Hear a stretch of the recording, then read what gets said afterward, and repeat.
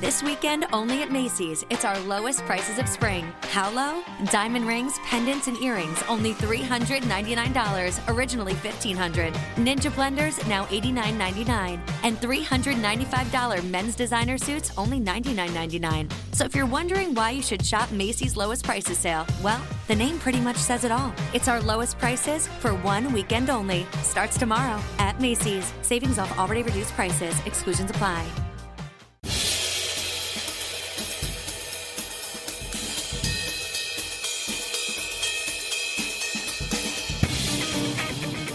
Hey, it's time to gather around the water cooler to talk the SNL Hall of Fame.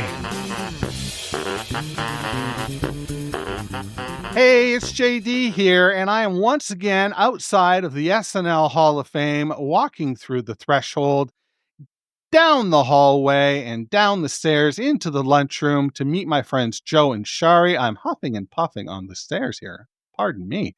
Joe, how are you doing gathered around the water cooler there in the lunchroom? I'm good. I'm drinking my smart water. I felt like I needed it for today's subject, and I'm ready to go. Shari, how are you doing? I am doing awesome. I have my water bottle, and I'm over at the water cooler filling it up so I can glug, glug, glug. Excellent. Hashtag glug glug. All right, we've got a good one today. I mean, they're always good, but they're like my babies. They're all good, but this one holds extra sentimentality to me because I was such a fan of this person. And Joe alluded to it with this smart water joke. We are, of course, following up from Monday's episode on Dennis Miller. This week, we were joined by our friend Deremy Dove from Pop Culture 5. And in a funny revelation, I realized this week that last week we had Thomas on the show, and this week we had Deremy on the show. We had the whole Pop Culture 5 duo. So pretty cool. Pretty cool. So there's that. Shari, I wonder if you would like to recap Monday's SNL Hall of Fame episode for us. Absolutely. It was a great one, as you said, JD. We had the fabulous Deremy Dove joining the marvelous Bill Kenny. And yes, Deremy is the other half of Pop Culture 5 to our very own Thomas Senna. So it was great to have Deremy on with Bill. They had a fantastic discussion about Mr. Dennis Miller and his many contributions to the update desk. And Bill and Deremy talked a lot about how at that time, it was Chevy and Dennis that were kind of the weekend update, like legends. And They talked a bit about their place on the 25th anniversary. Well, Dennis has been gone a long time. So I think people forget, and Bill and Deremy talked about that too, that he's gotten lost in the past 25 years. But yet he's turning up again on podcasts and here and there. And I think people are realizing what a juggernaut he was on Update, talking about his sardonic wit and how he started a voice that got copied by even today. I think both Che and Joe definitely take at least a bit of a page out of Dennis Miller's book. He was just so important to establishing Weekend Update and making it what we all recognize today. And Deremy and Bill went through a lot of his trademark phrases, a few of his best bits, and of course, the couple of sketches he was on. Though Bill and Deremy also talked a lot about the fact that he wasn't a sketch guy. And he was one of the first update anchors to not really be in a lot of sketches, that he was really about the update desk, and that Lauren found him and knew he was something special and put him behind that desk. And the rest is history. It was a terrific episode. And if you haven't seen it yet or listened to it yet, I highly recommend doing so. Absolutely. Yeah, it was a really good episode. We always have a lot of fun when Deremy stops by. Joe, I'm curious if you've got somebody in the Hall of Fame already that might be a comparable. So, when I was doing my notes and doing the research, I felt like I had to honor a SNL great, and I just got his voice in my head. And that SNL great is Dana Carvey, and I'm doing Dana Carvey's impression. of Dennis Miller, because my notes just took the form of Dana Carvey's impression of Dennis Miller, which is so. Here's my answer. Hi, what can I tell you? I don't want to get off on a rant here, but Update wasn't exactly doing too well in the early 80s. It wasn't even called Weekend Update. It was called Weekend Newsbreak, and was hosted by Billy Murray's kid brother. After that, a cast member wasn't even the anchor. Whoever was hosting that week was. Yeah, I want to get my social and political satire through the comedic stylings of Michael Douglas. Then in 85, my boy Denny Miller steps up to the plate and knocks it so far out of the park, it makes its way to Orange J7 section of the parking lot across the street. He was like the Richard Dean MacGyver. Smart, clever, entertaining, and quite frankly, looked good in a mullet. He tried the whole sketch thing, but instead he unintentionally created the SNL cast members who only host Update Club, whose members include Faye, Che, and not one but two guys named Colin. However, saying Update was the only thing Miller was good at on SNL is like saying doodling was the only thing Paulie Picasso was good at. Dennis did the whole single task so well once a week, he secured himself a job for 6 years. The point is, to answer your question, who does Dennis Miller compare to, both in the hall and on the ballot? My answer is, who in the Hall of Fame and on the ballot compares to Dennis? People have time and time again compared Update hosts to Dennis like they're a coked up Martha Stewart with a Sherwin-Williams paint swatch collection, while persistently trying to decide between white, seashell, white smoke, pearl, frost, white again, beige, white a third time just to be sure, vanilla, and eggshell white. You asked me, in the land of Update, I believe that this Miller should be king. I don't know, that's just my opinion. I could be wrong. That's the news, and I am out of here. Good night, everyone. Well done, Joe. Well done. I love it. Salient points all the way through. Extra points for the impression and the references. Well done. Shari, the Well, gauntlet has been dropped. wow, it What do you has. got to say about this? He even answered two questions in one answer. Joe, this is so unlike you. Shari, take it away. Who have you got that might be comparable? Well, Joe makes a great point. Dennis is kind of his own unique brand. And I totally get, and he said it so well. And in Dennis's voice. So excellent job, Joe. But I did find somebody to compare him to. As I said, I think that he influenced so many others, which was Joe's point. And one of those that is in the hall that I think is very similar to Dennis in a lot of ways is Seth Meyers. It's that sardonic, and I know he's in there as a writer, but I do feel like behind the desk, Seth took a lot of notes from Dennis with that kind of sardonic wit. He also, a template that Dennis created, that I believe Joe probably mentioned, was he had that banter with the correspondents that, as Bill and Deremy also pointed out, wasn't really happening. You had the newscaster doing his thing, then the correspondent, then back to the newscaster. Dennis started that interplay. And I believe that Seth was also a master of that. And I'm guessing he watched a lot of Dennis Miller clips. So I think there's a lot of similarities between Seth Meyers and Dennis Miller. Well, we'll keep it going with you, Shari. I think that's a great example. And just before we get back to you with your somebody from the entire ballot that has a similar pathway, I think that the current iteration of Update is like this certain alchemy of Seth Meyers and Dennis Miller. To me, there's something about the blueprint or the DNA now that has been permanently imprinted by Mr. Miller. So interesting. Shari, do you want to take it away with your full ballot comparison? Yes. And I believe, just as Seth and just as you said, Chost and Jay and Che and so many others have taken from Dennis, Dennis watched the original, who we talked about earlier in the season, Chevy Chase. I believe that they are very similar. They both, again, it's that sardonic, sarcastic wit. But Chevy wasn't chatting with the correspondents yet. That was really something Dennis brought to the party.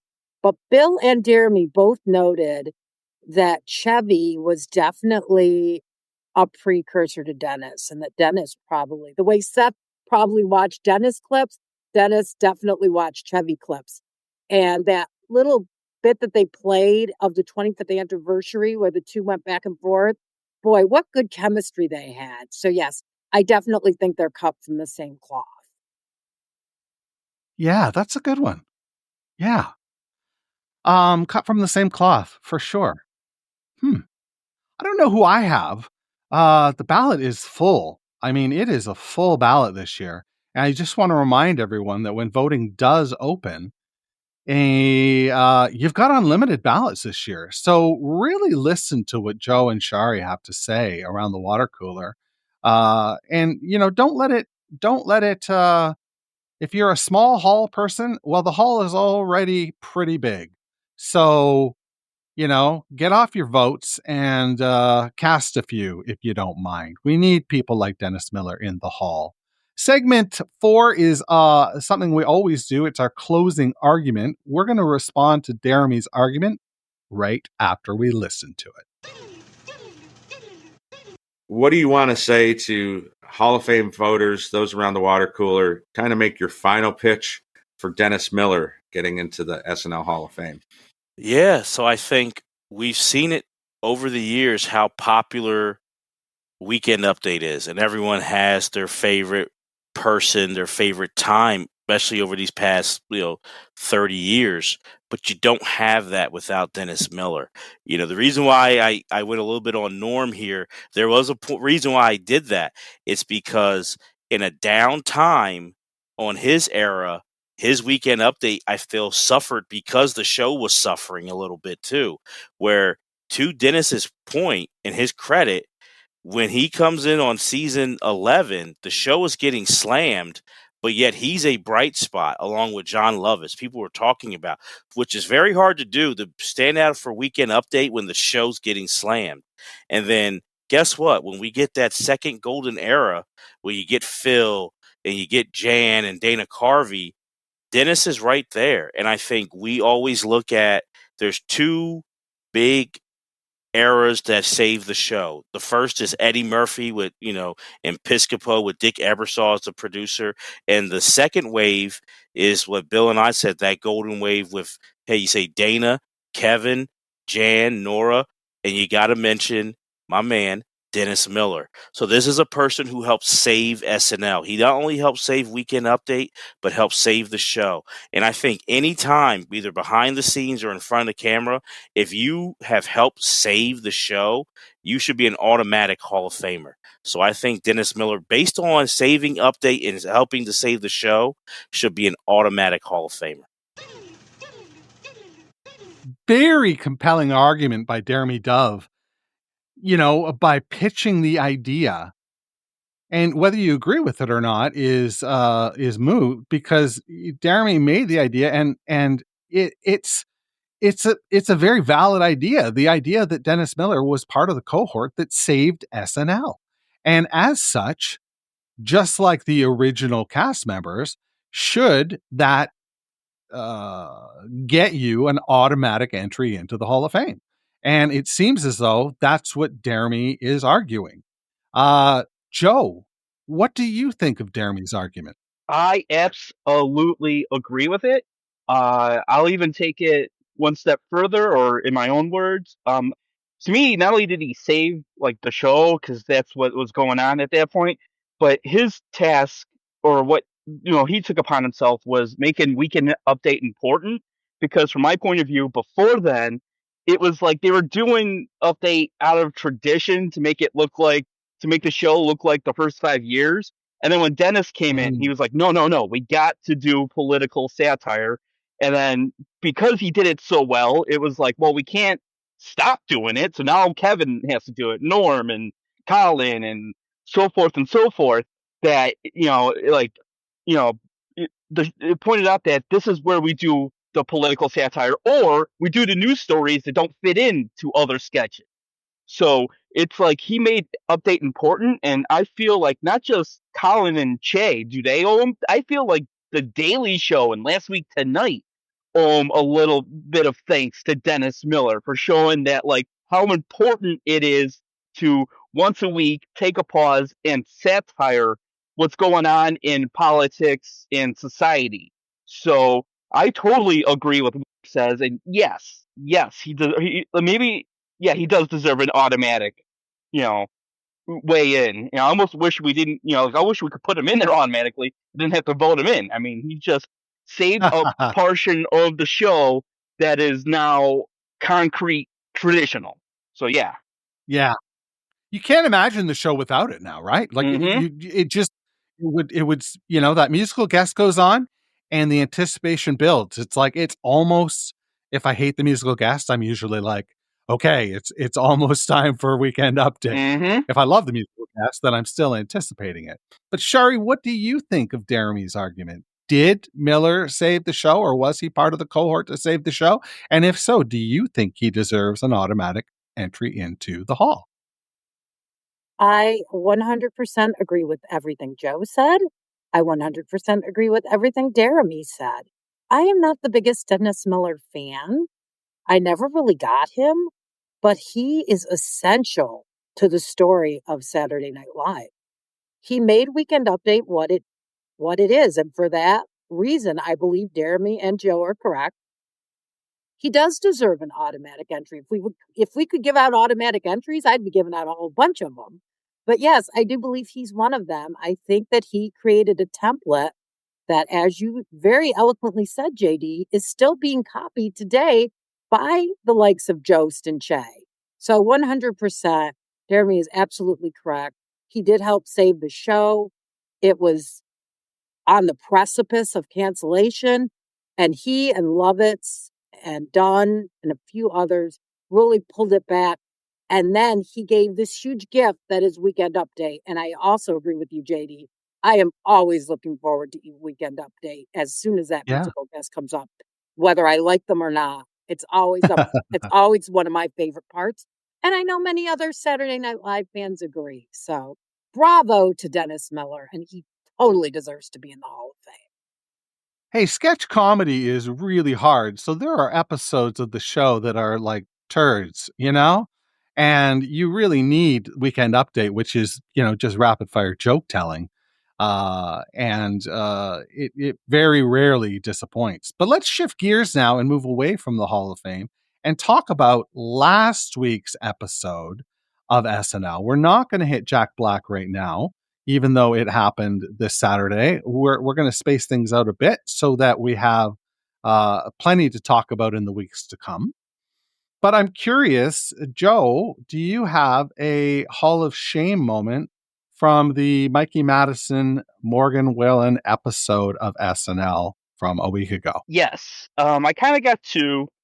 Because I'm kind of 50. I couldn't pick one. I mean, anyway, the first is the cold open, which had predictable jokes. In other words, I don't want to get political, but I'm just saying there was a whole thing with uh, leaks that got leaked onto a text message chain, and the sketch opened with four girls texting, and I'm like, I know where this is going. I know where it's going. Like, okay, they're gonna get the plans, and then it's gonna be like you kind of gave away the punchline before the setup, and so like there was that. I just felt like I needed to give that an honorable mention. But the other one was the spring break one, where it's a sketch where two people are talking about something really dramatic in the foreground, and all this ridiculous stuff is going on in the background.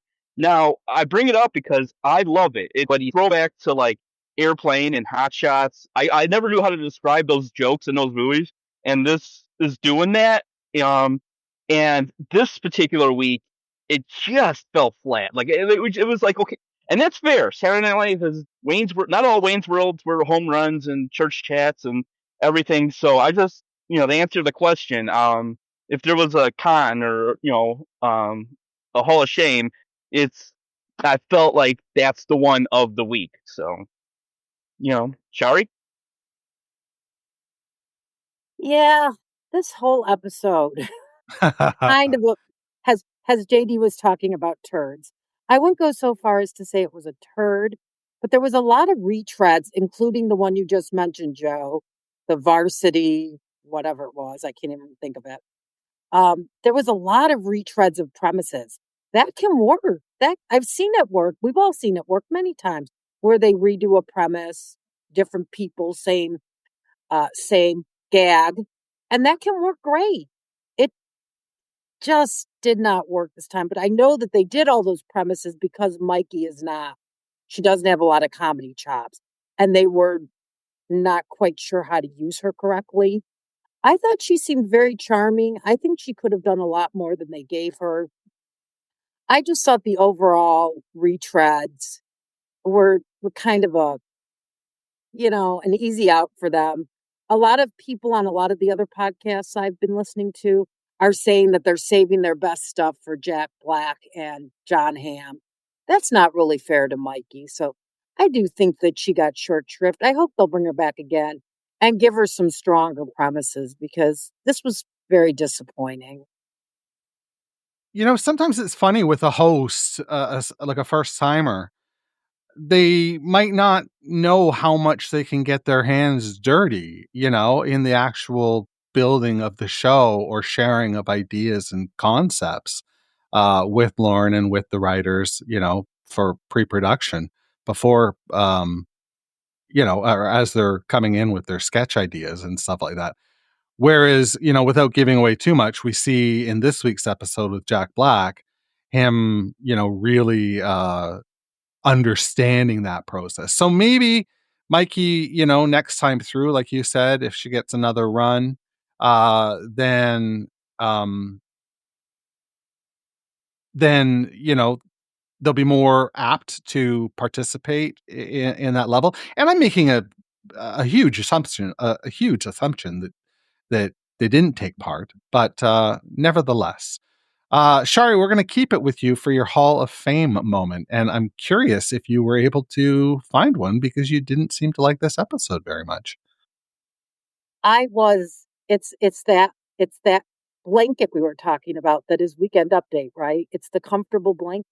It's almost always, even when it's not as good, it's usually in a weaker episode. It's usually the bright spot. I know that's been the case this whole season. When I've been disappointed with the episode, I've still liked Weekend Update. And this episode was no different, especially the correspondence. Ha ha ha ha ha. Everybody's talking about Ashley Padilla and her Joanne fabric. She just nailed it. She was fantastic. She embodied the character. She told the whole story from start to finish. And of course, one of my favorite newer cast members. He's about 4 years now, 3 or 4 years. He doesn't get a lot of screen time. Finally, they let him do what he's good at. He's a stand-up comedian, so they let him come on as himself and do a whole TikTok riff. I'm talking about Devin Walker. Loved it. Hilarious. It was just great to see him on the screen because whatever the Saturday Night Network does there by the numbers, he's way down there at the bottom. So I was very, very happy to see him getting some screen time. So 2 underutilized cast members who really shone on Weekend Update. Definitely Hall of Fame moments for me. Oh, that's really cool because, the idea that these Weekend Update characters are an extension of the sketch show and the improvisational DNA of SNL, really does. Earlier, I was talking about Weekend Update being, like a joke machine, but then you do get these character pieces that sometimes really, really hit. We'll have to talk next week about a little bit more about Ashley Padilla because I've got something interesting I want to point out to you. Joe, how about your Hall of Fame moment? Yes. So to me, the overall show was fine, and so the Hall of Fame moments were, kind of, these were the good ones.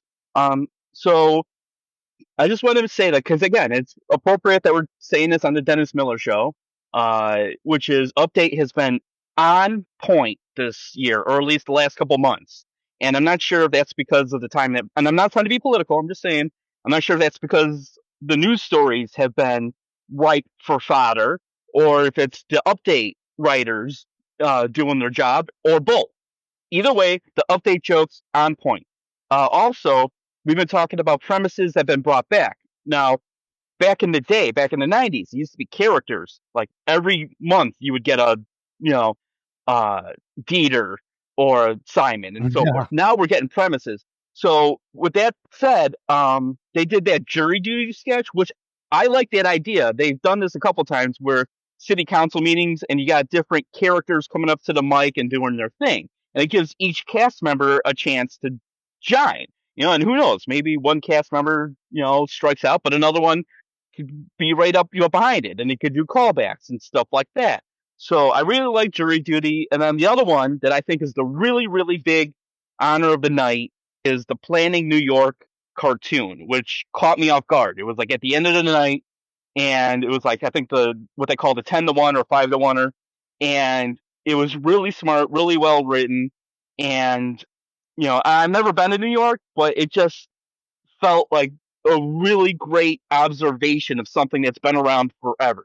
And I love stuff like that. Like Robin Williams did it with golf, and George Carlin did it with baseball versus football. And to point out how poorly planned New York was, I mean, and to do it so well visually, I'm like, yeah. And they have all shows to do it. And it's like, this is how you satirize New York, is on Saturday Night Live, and you do it the best way possible in a cartoon where you make it seem like this is like their intent.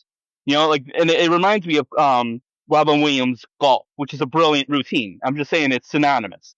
So, yeah, to answer the question, yeah, Planning New York was a highlight of the night.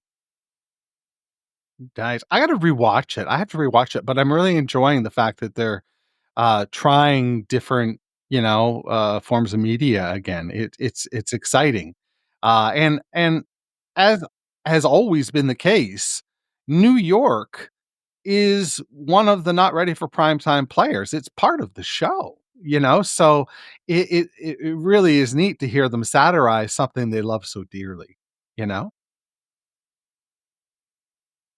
Absolutely. Do either of you have anything else you want to bring up about that episode or about anything on the Hall of Fame this?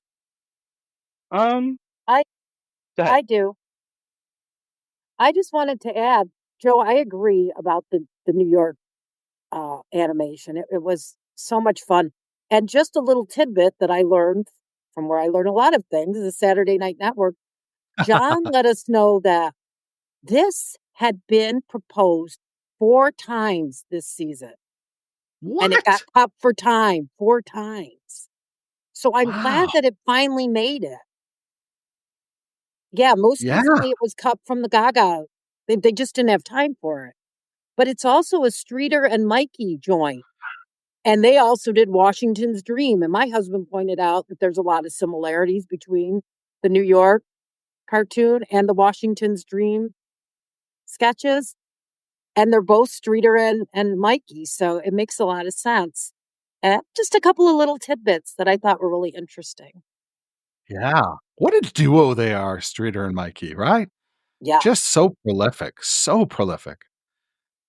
Joe, anything from you to wrap up today's episode? No. I mean, it was a good episode. They had 2 good pre-tapes, which I know isn't in the spirit of Saturday Night Live. They had good sketches, and her as a host. Now I wasn't particularly like overblown, like, oh yeah, but I am curious. I'm like, is it the show or was it her? Because the show was fine. The show was just C average. I'm not saying anything good or bad, but I'm curious, like, what would it be like if she came back? Like, I want to see her do different sketches. So yeah, I am kind of curious, because she's a dramatic actress. She's and not all Oscar winning, Oscar nominated actors go off to be Jack Nicholson. Some go off and be Cuba Gooding Jr. So hopefully her career continues to do well, and she comes back, and we'll see how good she really is, and and I have a feeling she might be, to be honest. Interesting. Yeah, it'll be interesting as we progress into the seasons 50 and beyond, or 51 and beyond. I'm so curious. Well, that's what I've got this week as well. So I really want to thank Joe and Shari for taking some time out of their lunch. Joe, you have half a sandwich left. You're going to have to wolf that down because you've got to get back to work, son. Next week on the show, we have got Mike Murray, the statistician guru from the SNN, joining us to nominate Zach Galifianakis in the host category. I'm excited about this one. How about you guys? Yes. I mean, Me too. just the tease, one word, monologue. That's all I'll say. If you want to do research, look up him, monologue. That's my tease. Good tease. All right. Well, thanks, Joe. Thanks, Shari. Goodbye from the three of us.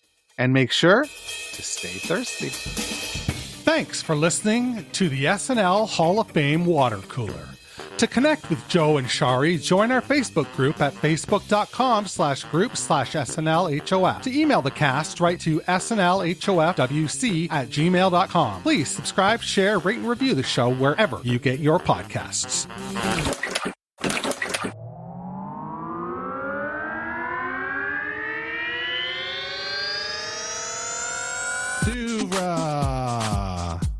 Podcasts and such.